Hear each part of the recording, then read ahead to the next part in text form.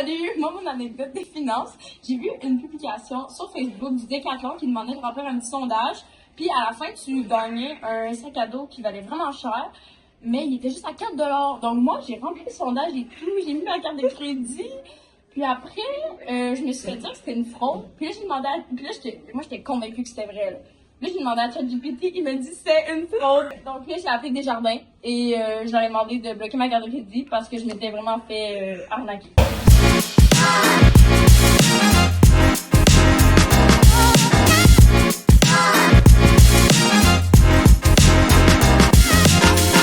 Allô tout le monde, bienvenue au 7e épisode de Contrôle Bac. Aujourd'hui, on a reçu Bruno, qui est CPA dans un cabinet comptable. On a eu une super belle conversation sur les finances en tant qu'étudiant, donc comment bien gérer un budget et aussi les ressources là, qui sont accessibles comme l'AFE pour la communauté étudiante. Donc, bon épisode! Donc, bonjour tout le monde, bienvenue au 7e épisode de Contrôle Bac. Aujourd'hui, on reçoit Bruno. Ça va bien aujourd'hui? Oui, ça va très bien, vous? Mais oui, merci. Merci d'avoir accepté notre invitation. Je commencerai par tout de suite te relancer la balle. J'aimerais ça que tu nous expliques ton parcours académique, ton parcours professionnel aussi, jusqu'à maintenant, où t'en es, puis qu'est-ce que tu fais là, de ton quotidien. Dans le fond, moi, c'est Bruno, j'ai 26 ans. Je travaille comme comptable professionnel agréé, donc CPA auditeur dans un cabinet comptable. J'ai fait mes études à l'Université de Sherbrooke pendant 5 ans. J'ai joué au foot à l'université pendant ces 5 ans-là, pendant 6 ans à peu près. Puis dans le fond, c'est ça. Là, ça va faire 2 ans que je travaille à temps plein. J'ai commencé à travailler en cabinet pendant mes stages. Puis c'est pas mal ça, depuis. Puis, est-ce que le bac en comptabilité, il dure 5 ans? Est-ce que tu t'es perdu en chemin? Comme... dans le fond, moi, j'ai fait le bac. Je suis rentré à l'hiver au bac. OK. Parce que j'avais fait 2 ans et demi au cégep pour le foot. Ouais. Donc, j'ai retardé mon entrée au bac d'une session. J'ai fait mon bac en 3 ans. Après ça, pour le DESS, j'ai dû passer à la mise à niveau. OK. Parce que j'avais pas tout à fait la cote pour rentrer directement au DESS sans raison d'une mauvaise session pendant la COVID. La fameuse COVID. Ouais, la fameuse. Dans le fond, c'est ça. Fait que là, j'ai comme travaillé pendant 8 mois pendant ce temps-là. Rentré au DES. J'ai fait mon DES pendant 1 an. Puis après ça, j'ai fait de la maîtrise. OK. Cool. Puis, est-ce que... Ben là, c'est ton côté un petit peu sportif là, qui m'intéresse. Puis après ça, on rembarquera sur les finances. Tu veux-tu nous expliquer un petit peu c'était quoi... c'est quoi être dans l'équipe du Warrior Football? En quoi ça consiste en termes de temps, d'énergie, une semaine typique? Écoute, on va parler d'une année. Ouais. Une année au Warrior Football, là, ça commence à peu près le 7 janvier. Ça finit à la fin des saisons, à la fin de la saison, à la fin des séries éliminatoires. Cette année, c'est début novembre. Des fois, c'est comme mi-novembre, autour de ces eaux-là.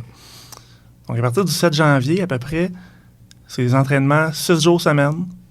Pendant il faut que tu considères au moins 1h30 d'entraînement, en plus des préparatifs, des entraînements supplémentaires. Donc, au total, là, en dedans d'une semaine, on va être autour de 15 à 20 heures juste d'entraînement et de football. En plus de tout ça, on commence déjà à insérer les jeux offensifs, défensifs. Donc, il faut que tu prennes du temps pour étudier tes jeux. Mm-hmm. De la même façon que tu étudies un cours à l'école, tu vas aller étudier ton livre de jeu. Donc, on rajoute 5 à 10 heures par semaine. Donc, on est autour de, je te dirais, 20 à 30 heures là, à partir du 7 janvier jusqu'à l'été. C'est fou. Je ne savais tellement pas. Genre, mettons, avant, je te stoppe. Ouais. Toi, c'est combien, mettons, par semaine en natation?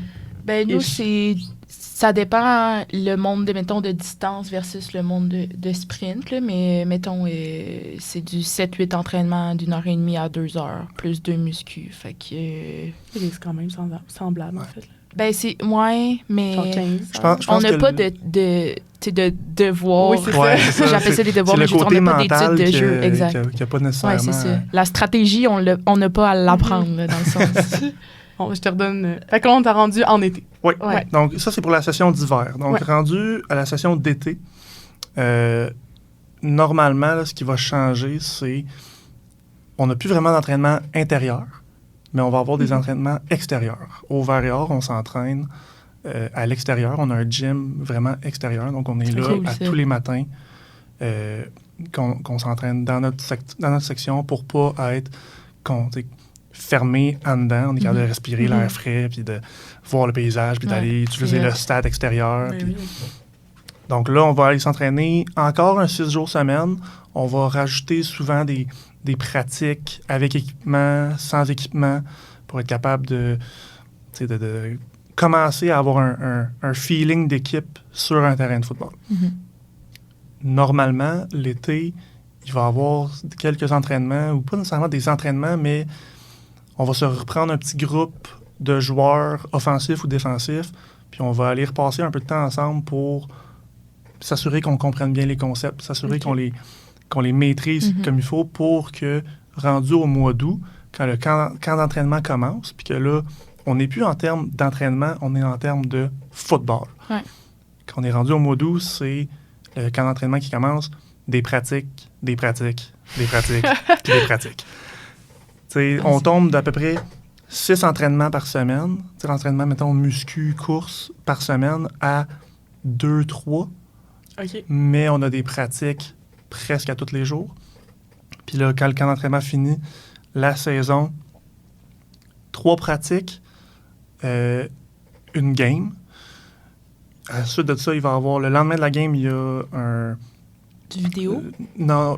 Oui, il y a du vidéo, mais aussi comme une séance de récupération OK. Ah, pour nice. essayer de se remettre de la game un peu. Souvent, on va avoir une journée de congé, puis après ça recommence. 3 pratiques, OK. une journée qui est comme light, si on veut, là, de... Le petit taper, genre. Ouais, c'est ça. C'est juste une question de peaufiner les petites dernières affaires qui nous restent à faire avant la game, puis s'assurer que tout le monde comprend c'est quoi le mindset pour la fin de semaine. Puis là, après ça, on part pour la game. OK. Fait que c'est un automne avec pratiquement le même horaire semaine après semaine. Oui, exact. Ok. Puis là, ça va changer dépendamment. Il y a des games qui se jouent le samedi, il y a des games qui se jouent le vendredi, il y en a qui jouent dimanche, quelques équipes qui jouent le dimanche. Donc, dépendamment d'une game à l'autre, mais ça se peut que tu ailles jouer un samedi puis que la semaine prochaine, tu joues un vendredi. Donc là, ta journée de congé, elle saute. Ouais. Puis des fois, tu joues un vendredi, puis la semaine d'après, tu joues un samedi, mais là, tu as encore ta journée de congé, mais là, on a une journée de plus. On rajoute une pratique pour être capable d'être plus prêt pour la semaine d'après. Ouais, c'est du stock. Ça s'accumule quand même vite. Ouais. Puis là, rendu en novembre, là, normalement, mi-novembre, c'est là que, comme normalement, la saison prend fin. Puis là, novembre-décembre, c'est comme... Ouais, On a encore des entraînements à faire, mais plus de notre côté. Puis chaque joueur, chaque personne le prend différemment parce que il y en a qui ont joué plus que d'autres, il y en a qui ont eu plus de contacts que d'autres, il y en a qui sont plus maganés que d'autres. Donc, à la fin de la saison, il y en a qui, une fois qu'ils prennent le repos de la fin de saison, le corps lâche. Mais oui, les bobos sortent. Les bobos Ouais. sortent, puis là, tu te lèves le matin, j'ai mal à l'épaule, j'ai c'est mal ça. au genou, j'ai mal au poignet, j'ai mal à la cheville. Puis là, t'as ton coloc qui est à côté, puis qui est comme, ben, moi, ça Moi, va. ça T'es va. good. Ouais. On va-tu au gym? Moi, non, t'as peu. Moi, je vais Ouais. continuer, me recoucher, là, puis je vais rester là pour une autre semaine. Ah, c'est des grosses années. Mais t'as dit que t'avais fait ça pendant 6 ans. C'est parce que t'avais une année de COVID qui a été... Ouais. Parce que c'est 5 ans d'éligibilité, là, pour Exact. ceux qui savent pas, dans le réseau des sports. Fait que c'est ça. Dans le fond, t'as eu ton éligibilité. Exact. Dans le fond, de- moi, je suis rentré à l'université en 2019. Ouais. Donc, ma première saison universitaire, ça a été 2019. 2020 a sauté. OK. Donc, j'étais capable de reprendre une année en 2024. Cool. C'est nice que vous l'ayez pu reprendre. Puis, mettons, quand t'es un rookie, t'arrives à l'hiver ou tu commences au camp d'entraînement? Juste Il y a les deux. curieuse. OK. Il y a les deux. Moi, j'ai été chanceux, j'ai été capable de rentrer en janvier. Mhm. Ça veut dire qu'à partir de janvier, tu t'entraînes avec l'équipe, tu connais les Ça, c'est joueurs, nice, tu connais hein. les coachs, Ouais. les joueurs te connaissent, les coachs te connaissent. Donc, rendu au mois d'août, t'es plus une recrue Ouais, qui c'est arrive, qui connaît rien, puis qui sait pas qu'est-ce qui se passe. Ouais. Ça fait déjà 7-8 mois que t'es là, puis que tu comprends tout ce qui se passe autour de toi. Puis les coachs sont un peu plus enclins à faire comme, OK, vas-y, C'est c'est à ça. ton tour. Ouais, tu sais, c'est puis ça. Ils te connaissent. T'as fait on tes se fait preuves, confiance, c'est ça. Tu as fait tes preuves, puis on sait qu'est-ce que tu es capable de donner. Mm. Tandis qu'il y en a qui, malheureusement, ou en raison d'une raison X ou Y, ou peu importe, ils vont arriver plus au mois d'août ou à quelque part pendant l'été, qui ont moins le temps d'apprivoiser tout puis de se familiariser. Ils sont comme lancés dans le feu un peu, puis c'est comme, OK, let's go. Il y en a qui réussissent très bien. Ouais. Il y en a qui sont capables de le faire, puis c'est super. Il y en a qui ont besoin d'arriver à l'hiver pour être capable de faire tout ça.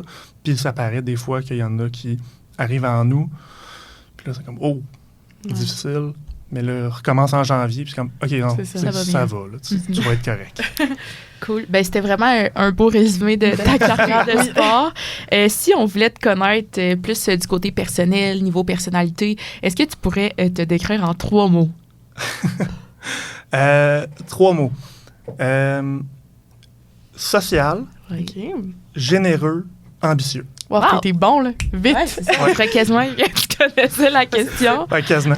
Non, mais social, je suis quelqu'un qui aime parler, qui aime être avec du monde, puis qui aime être à l'extérieur, puis voir du nouveau monde, rencontrer du nouveau monde, apprendre à faire des nouvelles connexions, toujours. Généreux, tu sais, je suis pas en train de dire j'ai beaucoup d'argent, j'en donne à tout le monde, là, c'est pas ça que je dis. J'aime donner de l'argent quand je suis capable, mais j'aime donner mon temps. J'aime être capable d'aider les autres qui sont, tu sais, le monde qui me connaissent puis qui m'écrivent « Bruno, j'ai besoin de toi pour déménager telle date. » Mais OK, c'est beau, je vais être là. À moins que j'aille vraiment quelque chose que je peux pas être là, je vais être là. Puis ambitieux, ben, j'ai toujours le goût d'aller plus loin. J'ai toujours le goût d'apprendre des nouvelles affaires, aller voir une nouvelle chose, être capable de me donner à 100% dans quelque chose. Si j'aime pas ça, j'aimerais pas ça, puis OK, ben comme ça, on l'élimine. Mais tu sais, dès qu'il y a quelque chose que je suis capable de faire, que je suis bon, puis que c'est facile, mettons, ou que, comme moi, personnellement, j'ai de la facilité, j'embarque, puis let's go. Puis je veux en faire plus. Ouais. Vraiment nice. Très bonne qualité. Ensuite, pourquoi est-ce que tu avais choisi l'Université de Sherbrooke au début de ton parcours à l'université? Est-ce que c'était à cause du football? Est-ce que c'était cool? Ben, c'est sûr que je mentirais si je disais que c'était pas à cause du football. C'est sûr que le football a joué une grande part là-dedans. Mais je savais aussi que l'Université de Sherbrooke, c'était une belle université qui était le fun, qui avait aussi une certaine renommée. Moi, je le savais que étudier en français, sans dire que je suis pas bon en anglais, je suis excellent en anglais, mais étudier en français, c'est pas la même chose qu'étudier en anglais. Non. Moi, j'avais le goût d'étudier, puis je savais qu'avec le foot, j'avais pas le goût d'avoir comme 2 challenges nécessairement en même temps. Donc, étudier en français, c'était une grosse affaire qui me permettait de le faire. Puis, justement, l'université, avec l'école de gestion, avec la vie étudiante, avec la ville aussi, qui est le fun, tu sais. C'est pas... t'es pas pogné au milieu de la grande ville, puis tu sais, comme... Alors, c'est vraiment une ville universitaire.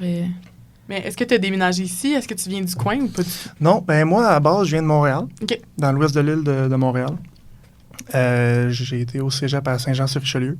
Ouais. Donc, direct après le secondaire, je suis déménagé de chez mes parents. J'étais allé au cégep en résidence. J'ai fait 2 ans et demi là-bas. Puis là, ben, j'ai déménagé après ça en début 2019. Là, donc, fini le cégep genre le 19 décembre. Puis le 2 janvier, j'ai emménagé à Sherbrooke. J'étais comme, ça va vite. Un gros mois, c'est ça. Puis maintenant, mettons qu'on rentre un petit peu plus à ton choix de bac, puis aussi le thème de notre épisode.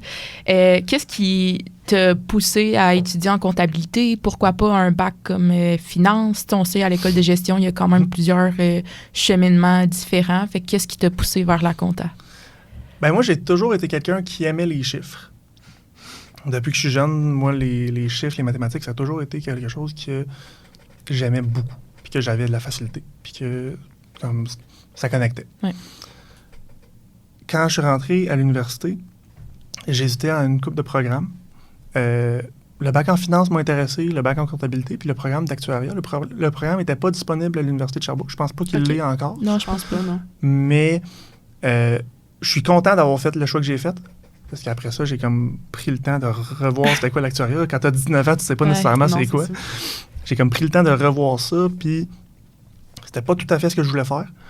Le bac en comptabilité, ce qui m'a confirmé que c'était ce que je voulais faire, c'est justement le côté social, le côté, pas service à la clientèle, mais un peu de Relation client. relation client, d'être capable de parler avec tes clients, d'avoir ton petit groupe de clients que tu connais, puis qui te connaissent, puis que eux autres te considèrent pratiquement comme une famille, puis que tu es capable de les inviter pour aller voir le match du Phoenix, ou le match du Canadien, ou le match de l'Université de Sherbrooke, ou de peu importe, d'être capable d'aller passer du bon temps avec ce monde-là, puis que le monde t'apprécie, tu sais.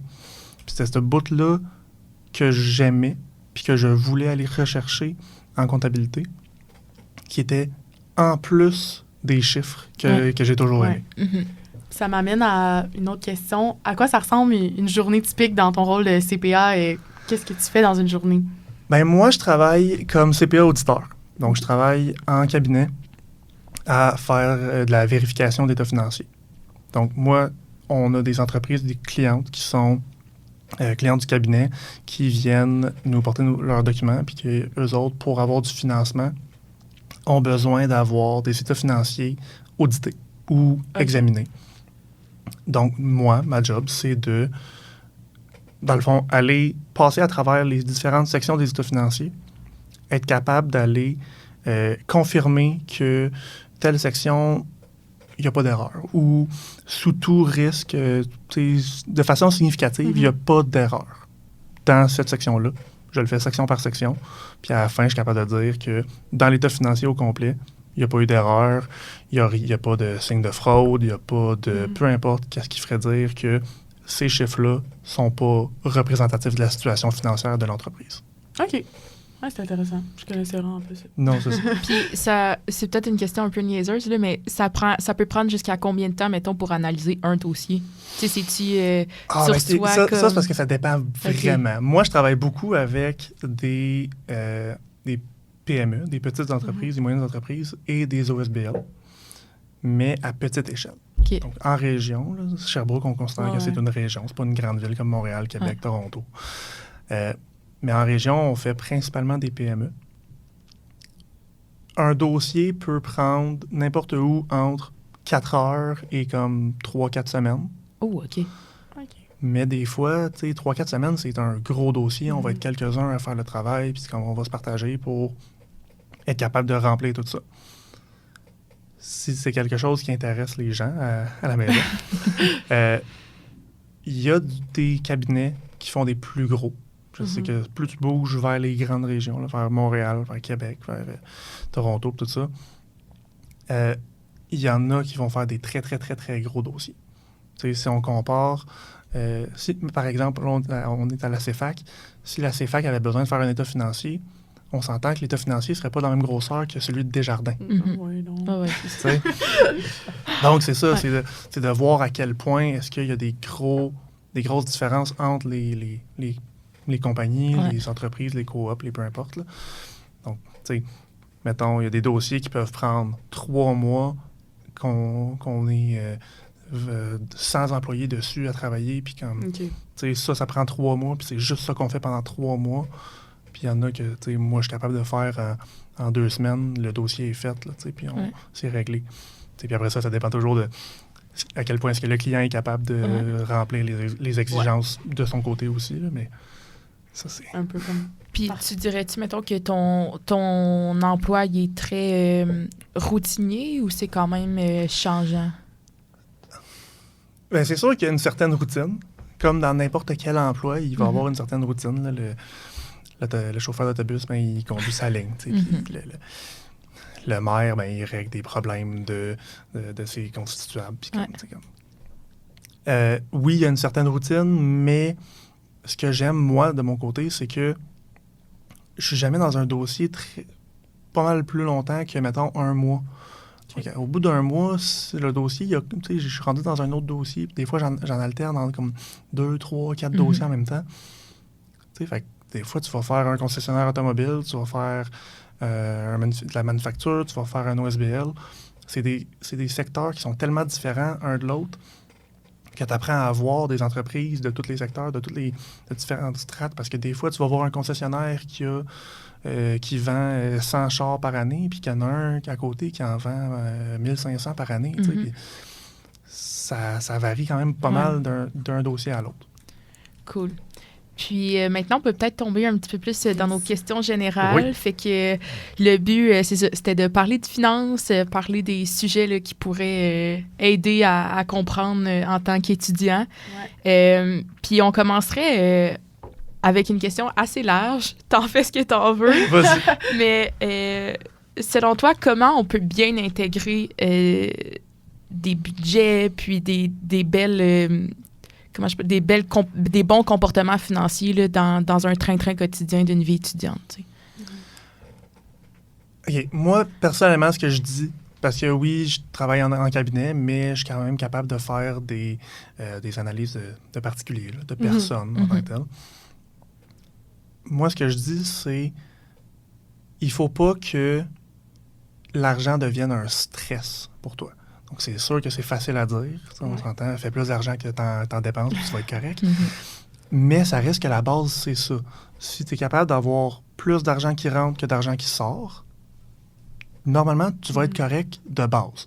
Ensuite de ça, il y a du monde qui font beaucoup d'argent, puis qui en dépensent énormément aussi, pas nécessairement de la bonne façon. L'important quand tu fais un budget, c'est d'être capable de te dire, je sais c'est quoi mes grandes catégories, je sais combien qu'est-ce que toutes ces catégories-là me coûtent à peu près, puis voici où est-ce que je suis capable de couper pour être capable de rentrer dans mon objectif. Si ton objectif, c'est d'être à 0, donc pas plus de revenus que de dépenses, puis que tu fais 2000 $ par mois, ben il faut que tu dépenses pas plus que 2000 $ par mois. Mais ça comprend le loyer, les déplacements, la nourriture, le restaurant, la petite surprise pour ta blonde, ton chum, ou pour ton frère, ta mère, peu importe. Comme tous les petits imprévus de la vie aussi. Une crevaison sur ton char, ta meilleure amie qui te demande d'y prêter 100$ parce qu'elle n'est pas capable de payer son loyer. Puis comme, des petites affaires de même, là, que être capable de prévoir l'imprévisible, il faut qu'à quelque part, ton budget soit capable de te donner un petit lousse. Est-ce que toi, quand tu étais à l'université, tu avais un budget? Comment tu gérais ça? Surtout que je me dis, avec le foot, tu devais pas pouvoir travailler tant que ça à côté de ton bac. Non. Écoute, ma première année, en plus, je m'étais fait opérer au genou. Fait que j'étais vraiment pas capable de travailler pendant un petit bout. J'ai été chanceux. En admin, on a le co-op, dans le fond. Là, on a les stages qui sont rémunérés.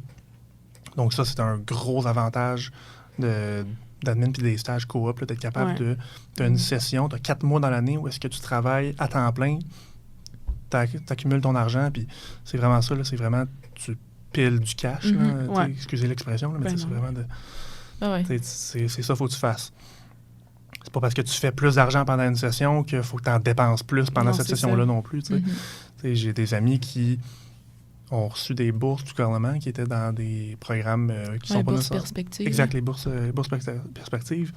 Puis j'ai un de mes amis qui me dit je vais recevoir ma bourse, fait que je me suis acheté un nouveau lit, je me suis acheté un nouveau meuble d'ordi, puis je me suis acheté une tour. Comme OK, puis combien ça t'a coûté? 2000$, OK. Combien tu vas recevoir? 2000$, OK. Et ensuite, ta bourse, c'est ça, ta bourse, tu ne reçois pas tout de suite, tu la reçois dans 2 mois, puis tu es supposé payer tes études avec. Là, c'est pour ça, techniquement. Arrive le moment de payer la session. Ah, merde, j'ai plus d'argent. C'est des choix que tu peux prévoir. Là. Exact. L'important dans un budget, justement, c'est ça. C'est d'être capable de prévoir le plus possible, mais aussi de savoir que ça se peut qu'il y ait des affaires qui vont pas aller comme prévu. Ça se peut qu'il y ait un mois que tu vas avoir plus d'argent, puis ça se peut qu'il y ait un mois que tu vas avoir moins d'argent. Puis d'être capable de ne pas avoir ce stress-là de te dire oh non, tu sais, comme être capable d'aller te chercher un petit coussin quand tu es capable, en stage ou parce que tu travailles pendant l'été parce que tu n'as pas d'école. Être capable justement là, d'aller accumuler un petit peu plus d'argent pour que pendant ta session d'études, tu sois capable d'être correct à la fin de ta session. Puis par rapport à ta question, là, je sais que c'était... on s'est éloigné un petit peu. Je te dirais que moi, personnellement, ma première année a été difficile. Après ça, les stages, ça allait. Mais c'est vraiment pendant ma première année que j'ai réalisé comme, OK, t'as un peu, là, L'université, c'est pas le cégep, là, tu sais. Ouais. C'est ta facture universitaire qui coûte maintenant quasiment 2000. Ah ouais, c'est tu sais, 2000. C'est ça, tu sais, c'est ça, tu sais, 2000 par session. Si tu as 3 sessions dans ton année, là, c'est parce que ça accumule pas mal plus que ta Ouais. session à 250 au cégep, là. Ouais. Puis en plus de ça, t'as le loyer qui augmente, t'as la nourriture qui augmente, t'as les chars. Mhm. Fait être capable de suivre tes dépenses. Si tu fais pas nécessairement de budget, être au moins capable de suivre tes dépenses puis de savoir comme « Oh, wait un peu, j'ai ça qui a augmenté dans le dernier mois. J'ai dépensé pas mal plus la semaine passée pour ça que ce que j'aurais dû. » Ouais. Ou justement de me dire comme « Ah, ben attends un peu, pourquoi est-ce que dans mon compte de dépenses, dans mon état de banque, j'ai des dépenses pour Amazon Prime. Je n'utilise pas ça, Amazon Ah, c'est Prime. ça. Pourquoi c'est... Fait qu'être capable d'analyser les petites affaires de même. Ouais. Fait cocasse, moi, à un moment donné, ça m'est arrivé là, pendant mon bac de me dire pourquoi j'ai 2 dépenses Amazon Prime dans mon compte? Ah non, t'avais 2 comptes. Non, j'avais un compte, puis j'avais une ligne que c'était Prime Video. Fait que là, je payais 8$ par mois pour Prime Video. Mais là, je regardais ça, puis j'étais comme, ben voyons, un peu, ça remonte à quand, ça? Puis là, ça faisait comme 1 an et demi que je le payais. Puis 8$ par mois, ça remonte à comme 150, 200$, mettons. Ouais, Là. Mais ça reste un 200$ que Toutes tu peux les utiliser émissions ailleurs. que t'aurais pu écouter, puis tu savais pas.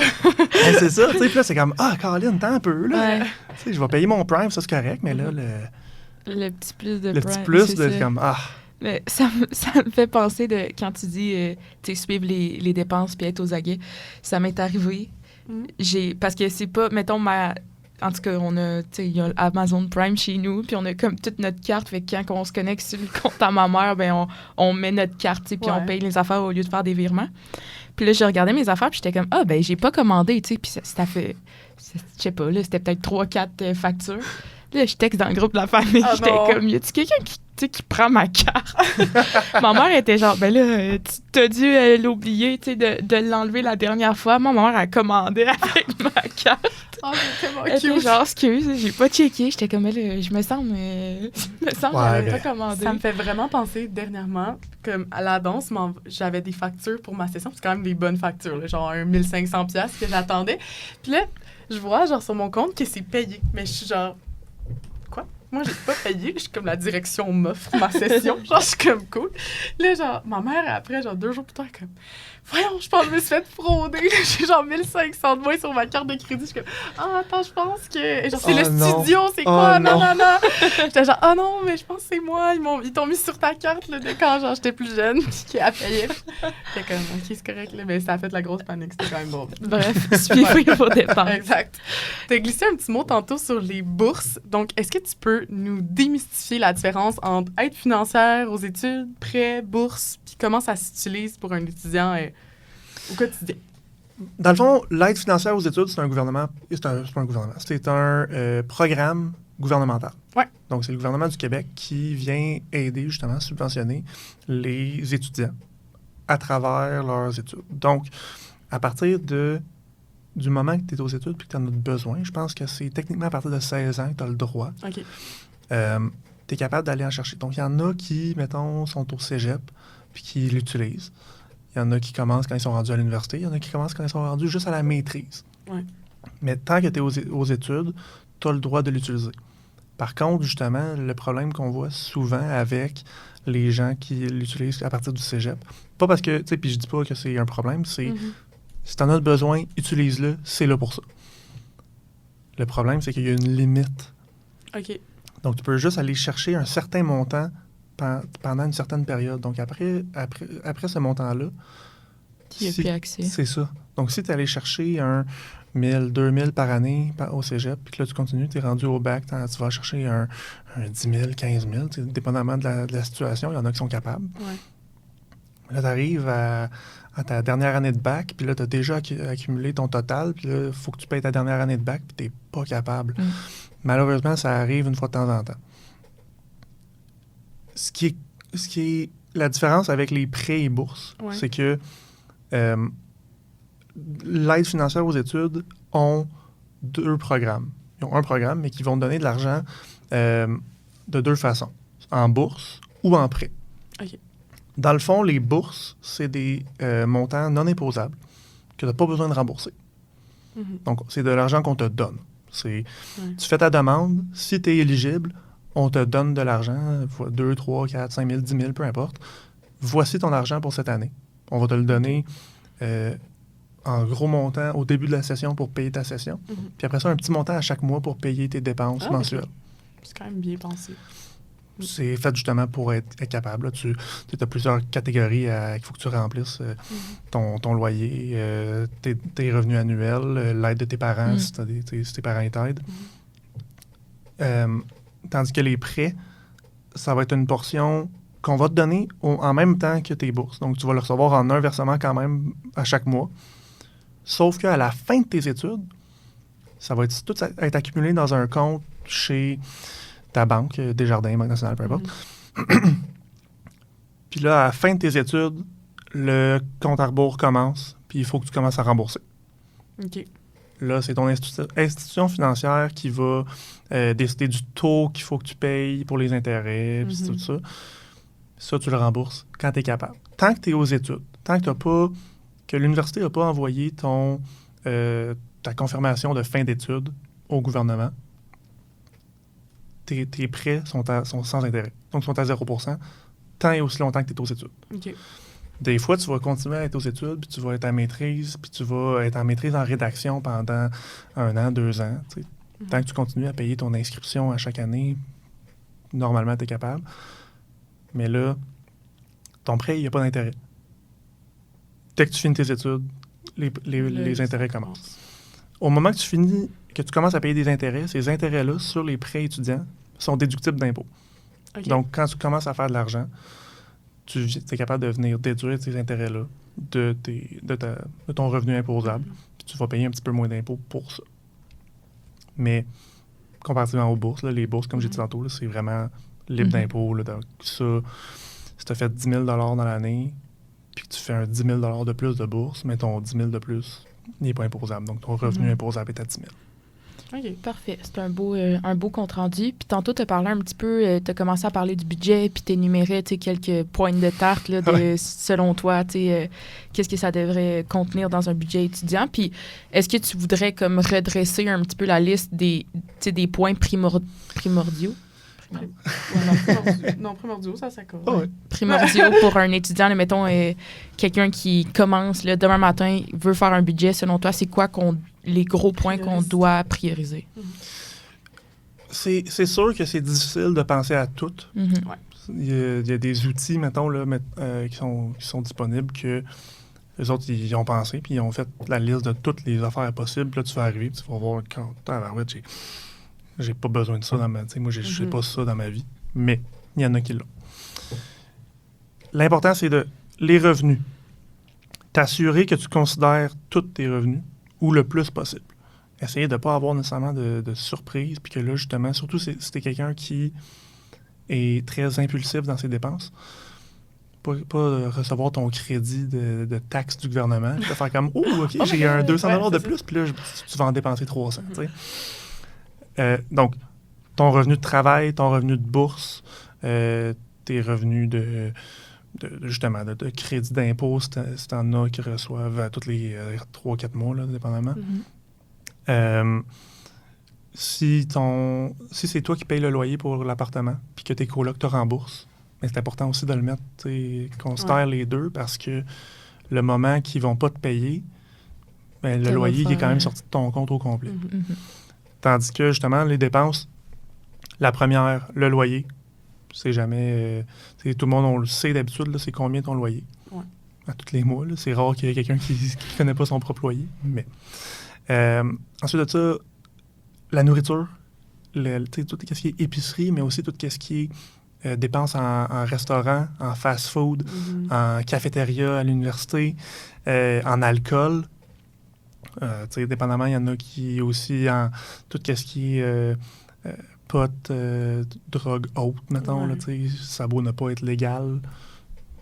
Il y en a qui en consomment plus ou moins, dépendamment. Là, y en a...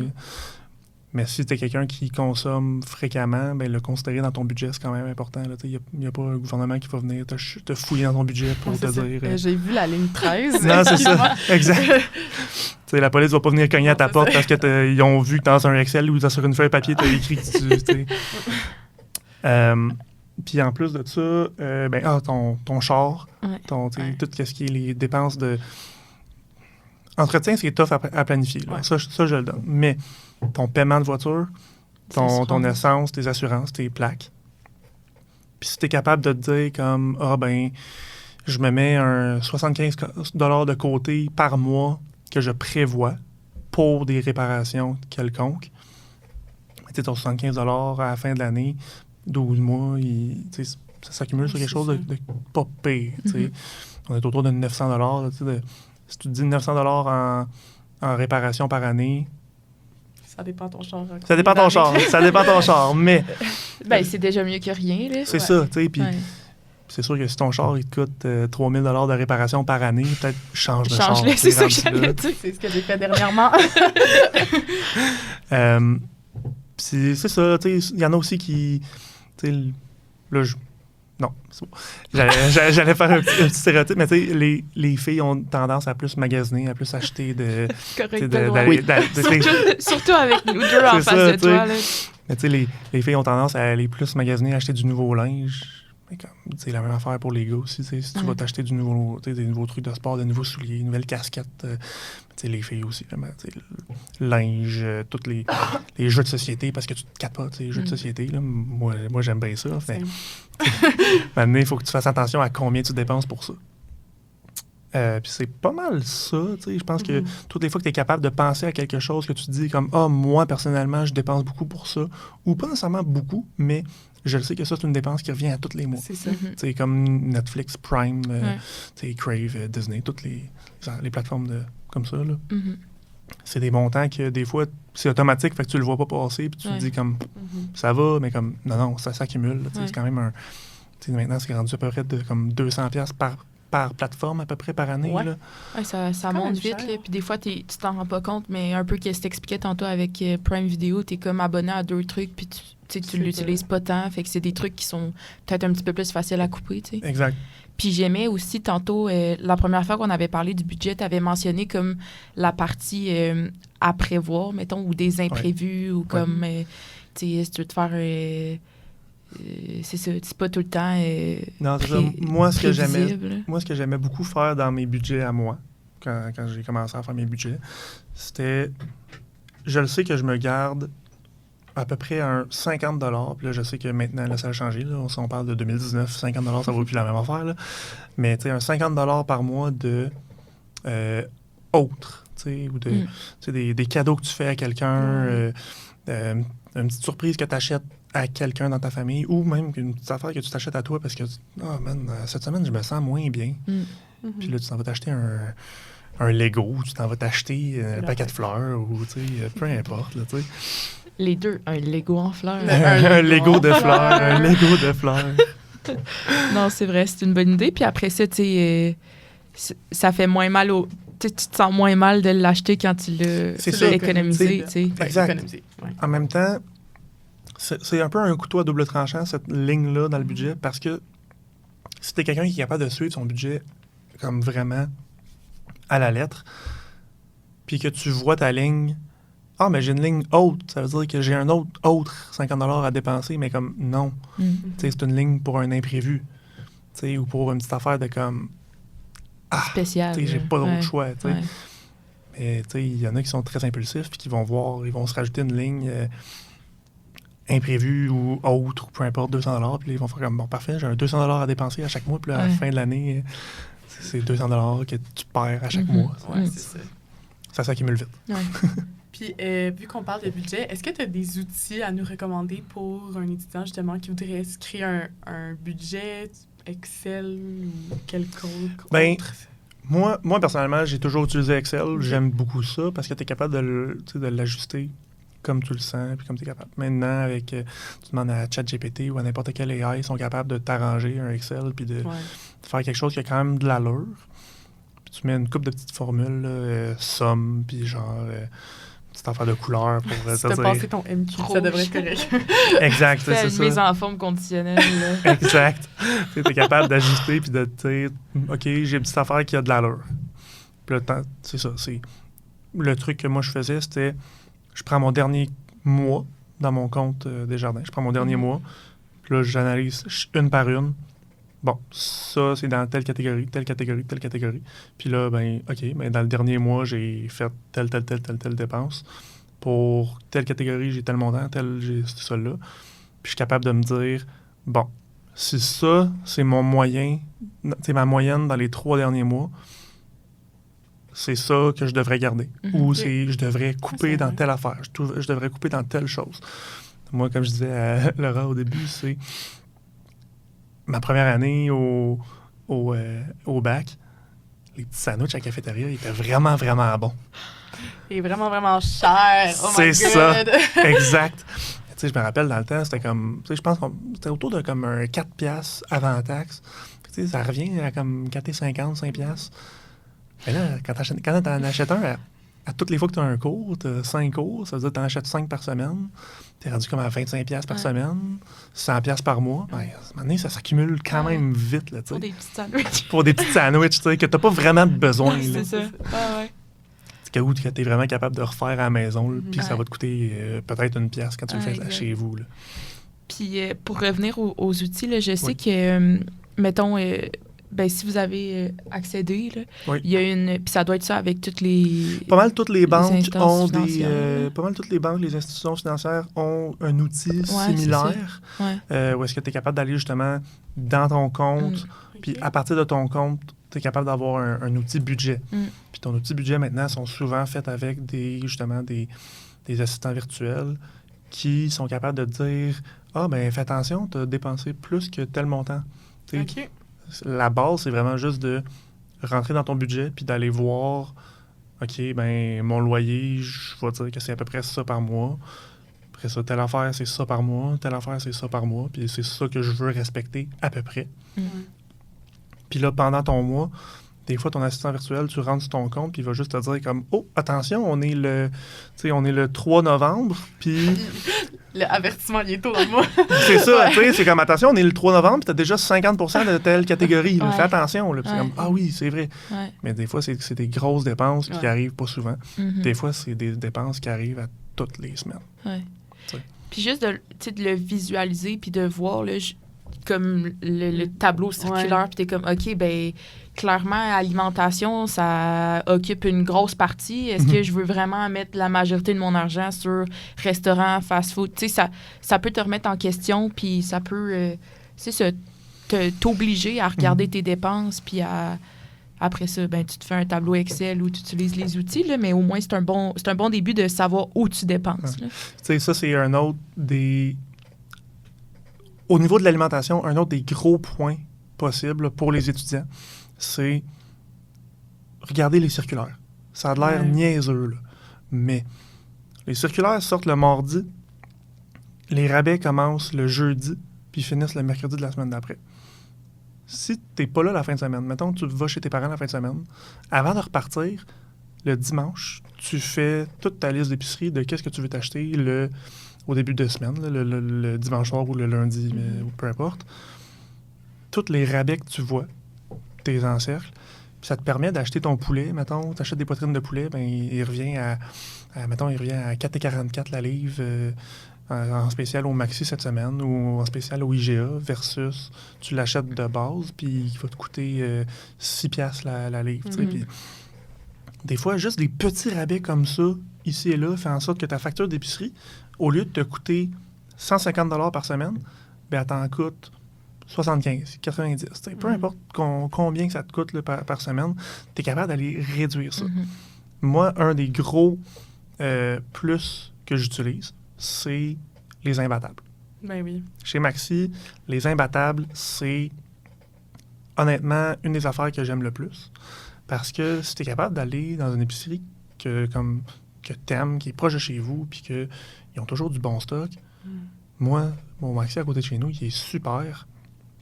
Je vais là, puis j'ai vu des protéines de poulet à telle place, ou j'ai vu du fromage à telle place, puis comme c'est la même marque. Ah oui, c'est ça. Tu sais, c'est la même affaire, ça vient de la même place. Ils ont tous les mêmes critères de qualité. C'est la même affaire. Mm. Non, c'est ça. Tu es capable de l'avoir pas mal moins cher. Ouais. Une autre affaire pour les étudiants, les rabais étudiants. Ouais, les 20%, 10% À- épicerie. À Sherbrooke, Mhm. plusieurs épiceries qui offrent les rabais étudiants. Il faut juste savoir lesquelles. Je sais que les Super C offrent un 10% du lundi au mercredi. Ouais, il me semble que c'est Je pense que c'est à partir de 40 $. Donc, si tu as juste quelques petites affaires à acheter, Fais pas le tu détour. n'auras pas le 10%. Mais si tu fais ton épicerie au Super C, parce que le Super C, c'est l'épicerie la plus proche de chez vous, utilise le 10%. Ouais. De la même façon, le IGA. Ouais. Les IGA, je pense que c'est la famille Saint-Pierre Oui. qui ont ces deux IGA-là. 10% du dimanche au mercredi. Puis, Quand même une bonne de partie mémoire, de la semaine. tu sais, c'est ça. Puis de mémoire, ils n'ont pas de minimum. Non. Donc, si tu es capable d'aller acheter un produit en spécial au IGA, en plus, tu as le 10%, Ça tu sais, ça vaut la peine. Là. Ouais. Ça te permet d'aller chercher ton poulet qui, au lieu d'être à 7 $ la livre, est en spécial à 4,44 $. Tu as Plus 10% de rabais. Il est rendu à 4 $ la livre. Ouais, ça vaut Ça vraiment s'accumule la peine. vraiment vite. Puis avoir sur son cell aussi l'application Weebly, là, comme on avait Ouais. parlé, là, c'est super pratique. T'es comme, ça c'est trop cher, regarde où est-ce que c'est moins cher, t'es au maxi, tu le payes à ce prix-là, ça aide. Ouais, puis c'est tous des trucs qui sont comme honnêtement vraiment faciles, c'est simple, c'est à Mhm. portée de main comme pour tu sais pourquoi tu serais fou de pas le faire là, Ouais, dans le sens exactement. c'est vraiment de l'argent économisé facilement fait que C'est ça, il faut juste que tu aies ta carte étudiante sur toi. exact, Ouais. c'est ça.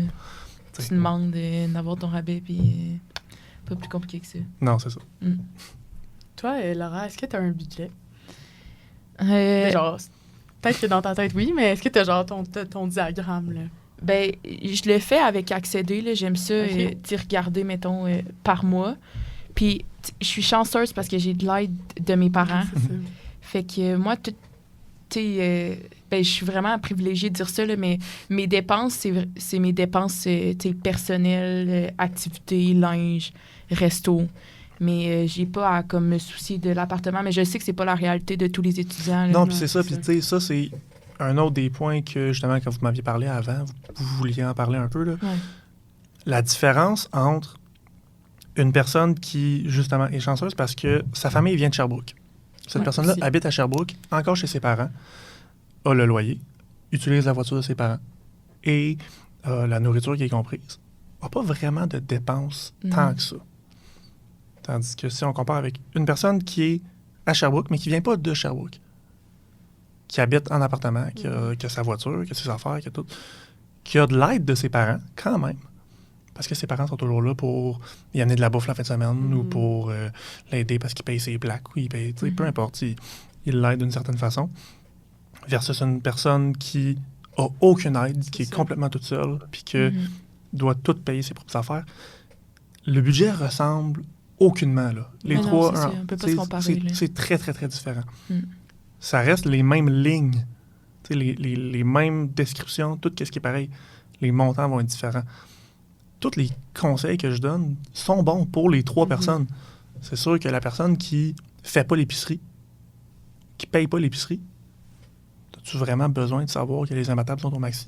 Non, mais quand... Dis-le à ta mère. là. Mais oui, Exact. je me sens mal pour mon père. Fait que je magasine quand même les rabais, papa. Mais non, je suis d'accord que c'est pas toutes les mêmes situations, mais je te relancerai la question, toi, niveau budget. Mais j'aime ça quand même savoir mon argent va où, dans le sens Ouais. où, tu sais, on travaille, on a des stages, j'ai un emploi aussi temps partiel C'est ça. quand j'étais à l'école.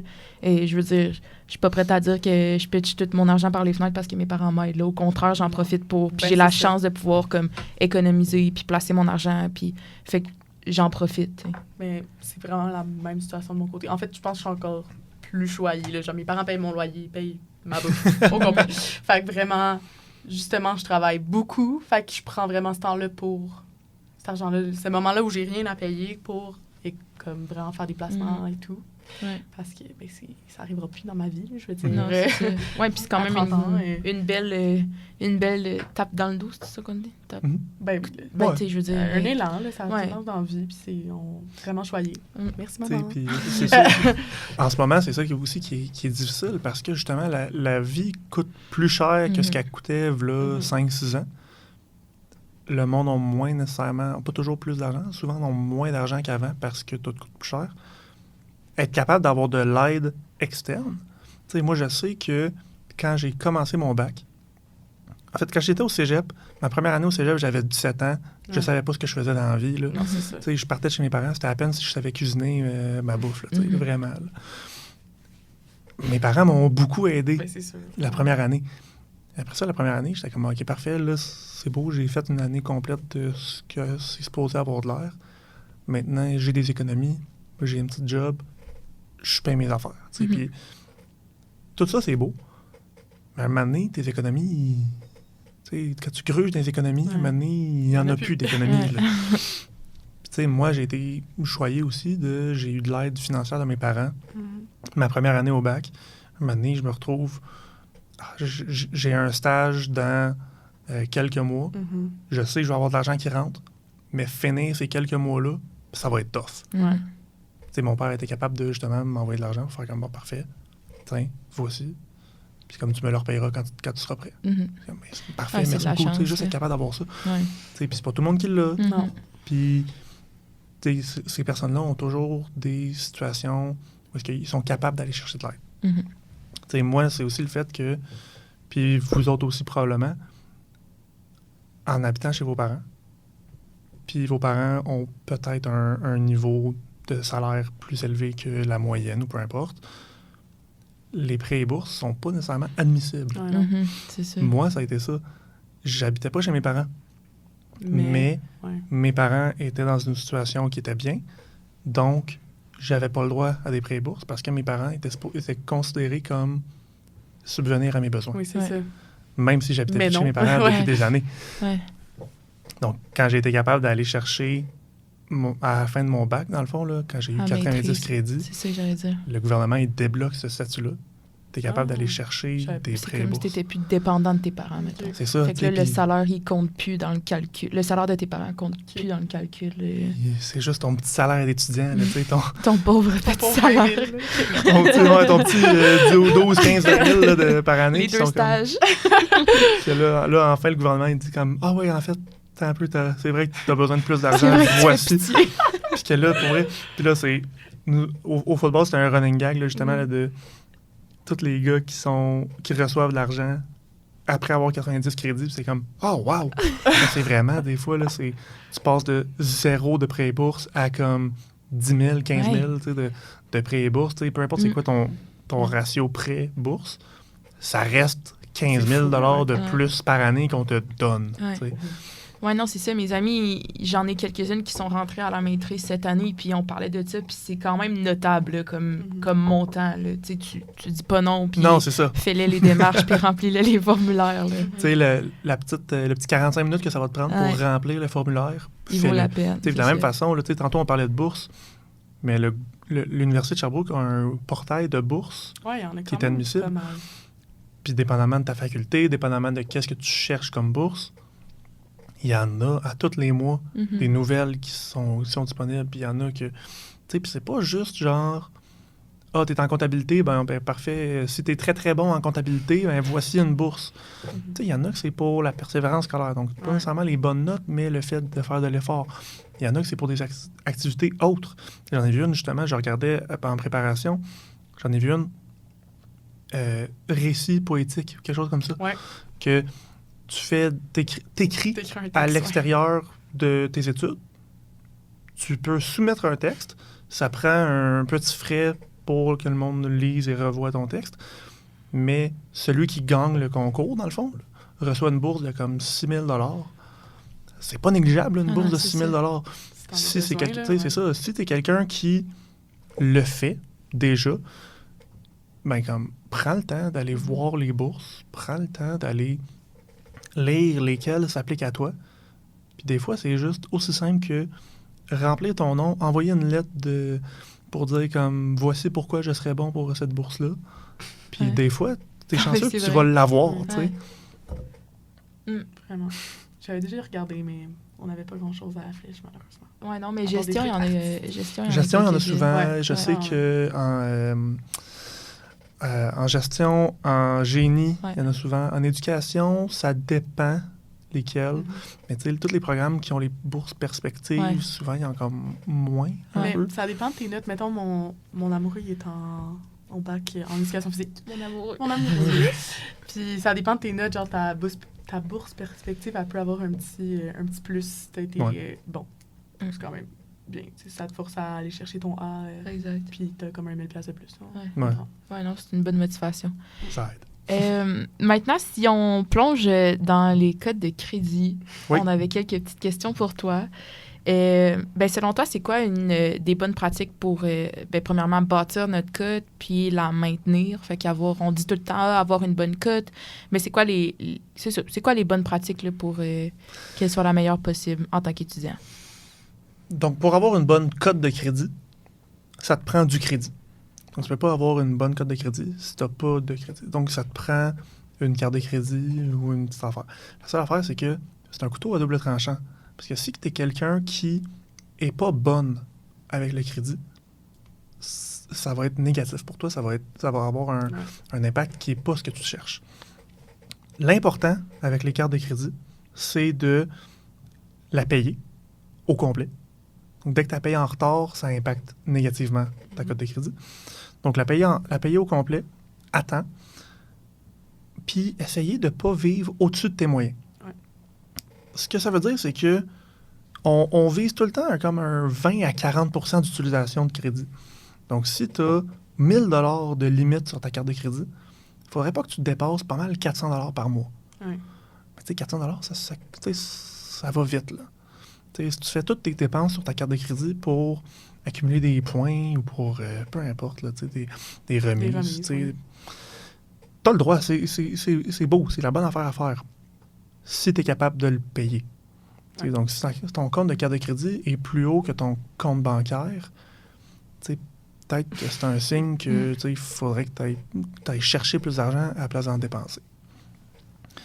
Donc, c'est vraiment ça. C'est être capable de payer ta carte de crédit au complet, pas avoir trop de cartes de crédit, parce qu'avoir 6, 8, 10 lignes de crédit, c'est aussi pas nécessairement un bon signe, parce que si tu l'utilises pas ton crédit, ben ça va aussi impacter négativement un peu. C'est un peu comme quelqu'un qui veut être ton ami, mais comme pas vraiment. C'est comme, ah non, mais je veux que tu sois mon ami, mais juste selon mes règles à moi. Fait que c'est vraiment là, de être capable de payer ta carte, être capable de pas trop emprunter, puis d'avoir une limite qui te permet d'être à l'aise. C'est vraiment ça les 3 principes de base, la cote de crédit. Puis, j'avais déjà entendu une de mes amies me dire « Ah oui, mais moi, à toutes les fois que je dépense sur ma carte de crédit, ben je la rembourse tout de suite. » Puis, j'ai un autre ami qui était comme « Ah, ben non, il faut attendre à la fin du mois, puis tu payes quand tu reçois comme ton relevé. T'en penses? » Parce qu'elle disait que ça l'influençait négativement ta cote. Est-ce que ça peut avoir rapport, le moment que tu payes ta carte de crédit? Je te dirais que oui et non. Quelqu'un qui fait une dépense de 20 $, puis qui la paye, puis qui finit par faire 20 $, 100 $ d'utilisation de sa carte dans le mois, est-ce que ça va avoir un impact négatif? Pas nécessairement. Mais quelqu'un qui a 2000 $ de limite, mettons. Puis que là, le 15 du mois paye 1500. Puis que là, le 31 du mois paye un autre 1500. En tant que tel, ce que tu dis à ta compagnie de carte de crédit, c'est que tu es capable de le payer. Mais tu as utilisé 3000 $ de crédit dans ton mois. Là, ça va impacter négativement. Donc, dès que tu dépasses là, ton 20 à 40 %, ça va commencer à impacter négativement ta cote de crédit. Puis justement, être capable de payer. C'est correct. S'il y a quelqu'un qui a une grosse dépense, ou des fois, il y en a, ils vont acheter des billets de concert pour Taylor Swift, ou des billets pour aller voir le Canadien de Montréal ou la F1, ou peu importe. Maintenant, c'est des grosses dépenses qui arrivent une fois de temps en temps, puis c'est correct de le payer directement. Là, ça va. Mais si tu le fais à tous les mois, c'est là qu'il commence à avoir un problème. C'est dès que tu commences à avoir un genre de pattern là, de comme, ben tu sais, je dépense plus que ce qu'on me donne le droit de dépenser. c'est là que ça cause problème puis que ça va venir impacter négativement. Puis tu sais, c'est ça que mon amie, parce qu'elle est en fiscalité, puis c'est ça qu'on parlait, puis elle était comme, tu sais, d'un côté, mettons que tu payes tout le temps ta carte de crédit au fur et à mesure, ben comme, pourquoi t'as une carte de crédit? Tu sais, t'es rendu là, comme, garde ta débit, là, dans le sens... Oui, tu sais, Ben, t'as tu fais des remises. Ouais, mais... Oui, mais tu sais, en même temps, les remises, il faut que tu fasses attention. Parce que si, tu sais, on entend des fois du monde qui disent comme « Ah non, mais tu sais, moi, j'utilise ma carte de crédit, puis là, j'accumule des points pour voyager, puis là, mon billet d'avion, il est gratuit. » Mais non, il n'est pas gratuit. Parce que tu as dépensé pour être capable de le payer, tu sais. Ouais. Puis là, OK, oui, après avoir dépensé 10 000 on te donne un 200 de points. C'est comme « Oh, wow, bravo! » Ça reste que tu as dû dépenser 10 000 que tu n'aurais pas nécessairement dépensé. Ouais, c'est ça. Ouais, Si c'est tu ça. l'avais pas dépensé, mais Ah, si exact. c'est juste... C'est la carte avec laquelle tu Tu sais, c'est ça. Moi, ce que je dis souvent, c'est que si tu es pour avoir une carte de crédit, puis que tu es étudiant, sans frais, c'est le meilleur. Donc, Ouais. va chercher une carte de crédit, basse limite, qui te permet de faire tes achats, tes petites affaires tranquilles, qui n'a pas de frais annuels, puis que si justement tu n'es pas capable de la payer, ben ça va pas te ruiner, tu sais. Mhm. Tu sais, nos parents vont avoir une carte de crédit avec une limite de 50 000 par mois. On n'est pas là encore. Non, tu sais, je veux dire, t'es étudiant, tu fais même pas ça dans ton année, 50 000. T'as pas besoin d'avoir une carte de crédit avec une limite de 50 000. Là. Mhm. Mais vraiment pas. Mais de la même façon, si tu te dis comme, ah ouais, non, mais moi, j'aime ça voyager, puis j'achète la carte de crédit à 200 par mois, 200 de frais annuels, parce que quand je voyage 2-3 fois par année, ben, je suis capable d'aller au lounge. Ouais, mais là, t'as un peu ton lounge, il va te coûter 40$. Il vaut si tu y quoi, vas, là, c'est c'est ça, tu sais. Si tu y vas direct de même, puis tu te présentes, bonjour, je peux-tu rentrer au lounge? Ils vont faire, ouais, paye-moi 40$, 50$, puis vas-y. Ben, parfait, mais Mhm. vas-y. De toute Ouais. façon, si tu payes une carte de crédit juste pour avoir accès au lounge, Repose-toi des C'est quand même questions. drôle. c'est ça, tu sais. En tant qu'étudiant, surtout. Exact. Mais si je peux donner mon truc de la journée. Moi, personnellement, j'avais ma carte de crédit depuis que j'avais 18 ans. Puis c'était vraiment une basse limite. Mais tu sais, je m'en sers juste normalement. Mais comme appeler, puis fait de la montée, je pense que c'était genre 500$. Mais là, comme ça marchait plus avec mes dépenses. Puis c'est ça, genre, je tapais plus vite le plafond, même si j'étais très capable de la payer. Mais justement, pour rester dans mon 40%, Mhm. genre, c'est vraiment facile de t'appeler. Puis ils vont être comme, OK, voilà, il est à 1500, genre, ils s'en foutent. Tu sais, ils Ouais. voient que mon compte, je paye mes trucs et tout. Fait que faites-le parce que justement, ça va. Tu sais, une avoir fois de un temps en meilleur temps, là, portrait, là. c'est ça, une fois de temps en temps, ta banque va t'envoyer un message en disant comme Hey, on voit que tu pourrais bénéficier d'une meilleure limite. Voici. C'est On ça. augmente ta limite. Mhm. Comme OK, cool, merci. Mais si tu as besoin d'un petit peu plus de limite, pas nécessairement de dire comme je veux passer de 500$ à 25 000. Non, c'est ça. Si tu veux passer de 500$ à 2 000, Mhm. appelle ta banque, puis comme, ou même des fois sur l'application, Ouais, tu peux Ouais. le faire tu es aussi, capable là. de faire ta demande, puis tu es capable de juste faire quelques petits clics, puis comme, ah, bon, ben, OK, voilà, ta limite est rendue à 2 000$ par mois. C'est Mhm. ça, ça a pris 2 Parfait. secondes. puis- C'est ça.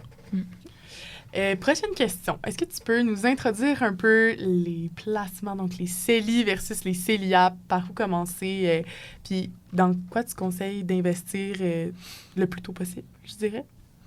Je te dirais que investir dans un compte libre d'impôt, Ouais. c'est probablement la meilleure affaire que les étudiants peuvent faire, Mhm. de base. Par contre, investir, faut que tu aies de l'argent de côté. Ouais.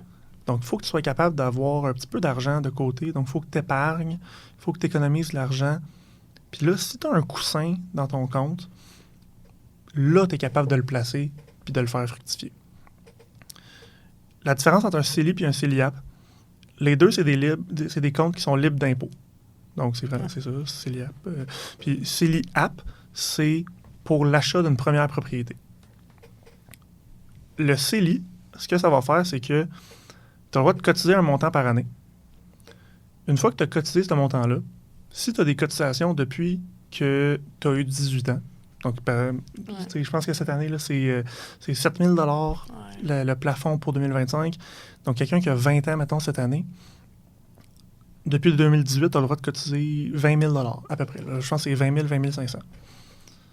Si tu as commencé, si tu avais 18 ans, la première année du CELI, c'est quelque chose comme 110 000 que tu as le droit de cotiser. Donc, ta cotisation dans un CELI ne te donne rien, autre que tu as de l'argent qui est placé Ouais. dans ton compte. Quand tu vas retirer ton argent, le retrait est libre d'impôt. Les gains sont libres d'impôt. Donc, tout l'argent que tu as fait fructifier. Donc, tu mets 10 000 dans un CELI, tu le retires dans 2 ans, il est rendu à 12 000 Le 2 000 d'extra, c'est libre d'impôt, c'est 2 000 dans tes poches. L'avantage du CELI, c'est que tu as le droit de le placer puis de le retirer facilement, rapidement.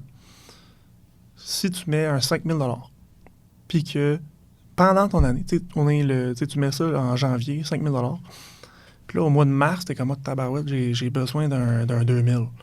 Tu peux retirer un 2 000. Ouais. Là, tu as perdu ta cotisation pour cette année-là, mais l'année d'après, quand tu retombes en janvier, tu as le droit de recotiser ce 2 000-là, parce que c'est une cotisation qui te reste. Donc, tant qu'il te reste un plafond de cotisation, tu as le droit de cotiser. Le CELIAP, la différence, c'est que c'est vraiment juste pour l'achat d'une première propriété. Si tu retires ton argent de là, puis que c'est pas pour faire un down payment sur une maison ou sur un logement, comme les condos, les maisons, les duplex, peu importe. Là. Si c'est pas pour ça, là, c'est imposé comme un compte de placement normal. Donc là, ça fait un peu plus mal.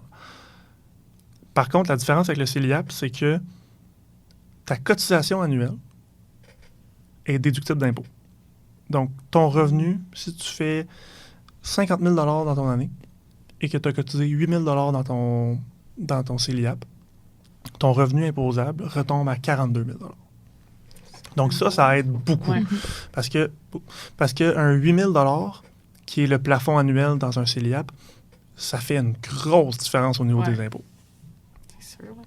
Puis dans le fond, là, c'est ça. Le CELIAP, tu as le droit de cotiser 8 000 par année jusqu'à un total de cotisation de 40 000 Pas pour une année, mais dans ton CELIAP, tu as juste le droit de cotiser 40 000 pour l'instant. Donc, je ne sais pas s'ils vont changer les règlements plus dans le futur, mais pour l'instant, c'est ça. Si tu as une année où est-ce que tu le sais que cette année, je ne fais pas beaucoup d'argent, mais je le sais que l'an prochain, je vais faire de l'argent, puis que je vais pouvoir piler mon cash, puis je vais pouvoir cotiser. Ouvre ton CELIAP la première année. Cotise un petit peu. Cotise ce que tu es capable de faire, que ce soit un 5 20 100 200 2000 peu importe. Parce que la cotisation que tu n'as pas faite dans ta première année, tu peux la refaire dans ta deuxième année. Donc là, si tu le sais que tu es capable de te rendre jusqu'à ton 16 000 total de cotisation, là, tu es mieux de le faire. Sinon, attends un peu avant de le placer, puis là, utilise la déduction quand tu vas avoir du revenu à diminuer. Oui, c'est ça. Très clair. On passerait, si tu es d'accord, à notre section questions du public. Oui. Le podcast avance quand même très vite, puis c'est vraiment intéressant. Fait qu'on a demandé, c'est ça, à nos abonnés s'il y avait des questions pour nous concernant les finances. Puis la première va comme suit.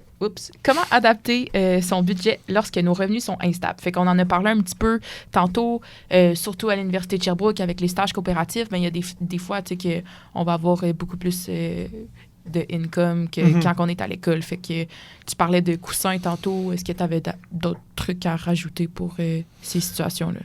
Je te dirais que la beauté d'un budget, c'est que tu es capable de prévoir sans nécessairement te dire ça va être parfait. Tu es capable de le prévoir au moins pour quelques mois.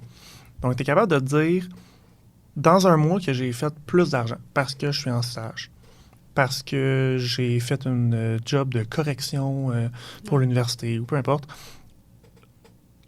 Comment est-ce que je suis capable de le surplus, le prendre, puis d'être capable de revenir à mon niveau zéro de revenus-dépenses dans mes mois futurs.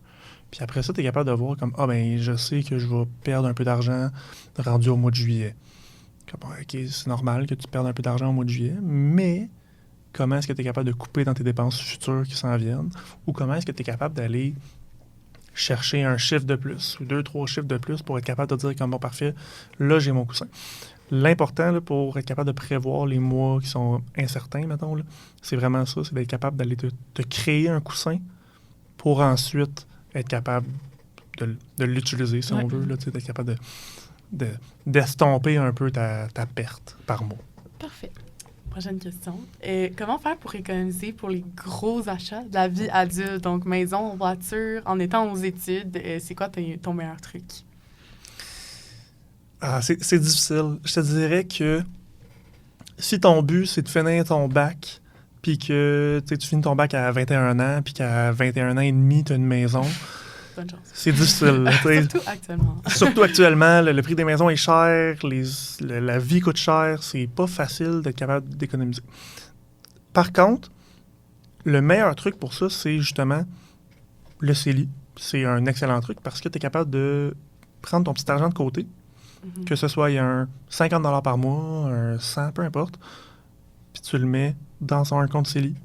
Ça va faire des intérêts, ça va faire des dividendes, ça va grossir. Puis, au bout, au fil des ans, au fil des mois, ben, ton argent il a quand même augmenté. Plus que si tu prends ton argent, tu prends un 50 $ puis tu le mets en dessous de ton lit, puis que là, tu es comme, OK, j'ai 50 $. J'ai 50 $. Ton 50 $, il a juste suivi l'inflation. Là, il vaut juste encore 50 $ canadiens. Ouais. Mais ça veut pas dire qu'il t'achète la même affaire, tu sais. Puis si je peux me permettre mon truc du jour personnellement, c'est que si tu es capable justement d'avoir un petit montant par mois ou par paye, peu importe comment tu comptes tes choses, là, que tu es capable de placer, ben moi, ça s'enlève comme directement à chaque 2 semaines. Fait que, tu sais, j'ai comme même pas à me soucier d'avoir à comme prendre le montant puis le placer, ça se fait automatiquement. Puis là, après ça, ben c'est à revoir. Tu sais, c'est sûr que le montant va être plus petit quand que je suis pas en stage versus quand je suis en stage, ben je peux me permettre d'avoir un plus gros montant qui est enlevé de mes payes. Puis c'est ça, c'est que t'as pas à t'en soucier, là. Ça se fait comme automatiquement. Fait que... Ouais, puis tu vois pas le lousse, mettons. De Non, comme, c'est ça. J'ai 300 $. Ah non, Ouais. mais tu t'es supposé le placer parce Ouais, que c'est ça. parti. Ça t'évite de comme choquer puis de le prendre C'est pour ça. autre chose qui n'est Exact. pas nécessairement utile, tu sais. Mais honnêtement, ça fait quand même un gros tour là, des finances pour les étudiants. On termine tout le temps avec une anecdote universitaire. Je sais pas si tu avais eu le temps là, d'en trouver une. Ça peut être vraiment... c'est à ton choix. Là. Ça peut être... Ben, je te dirais, je pense que j'en ai quand même donné quelques-unes de justement les sandwichs. Ouais. C'en est une bonne. Le Prime, c'en est une bonne. Ouais. Mais honnêtement, je pense juste être capable de vivre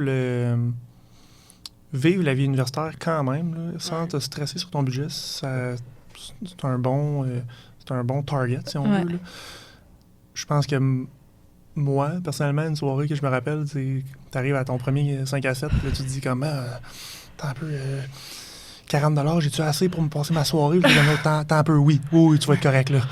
ouais. C'est ça, tu sais. Moi, je me rappelle mon premier que justement, mon frère qui est à l'université avant moi qui me dit ça te prend de l'argent en cash. Comment, parfait. Je m'en vais au Desjardins, je tire de l'argent, puis t'as combien? J'ai retiré 60, c'est correct. Il me semble un drink, c'est à peu près ça. Il me semble je prends. Tu viendras plus de ta soirée. Non, avec c'est ça, tu sais, c'est 60$. comme. T'as un peu. T'as de sortir à Montréal. Non, c'est ça, tu sais, puis c'est comme là, t'as un peu, là, tu sais, 60 piastres, tu sais, t'as un drink à 10 piastres, t'as 6 drinks en 3 heures. OK.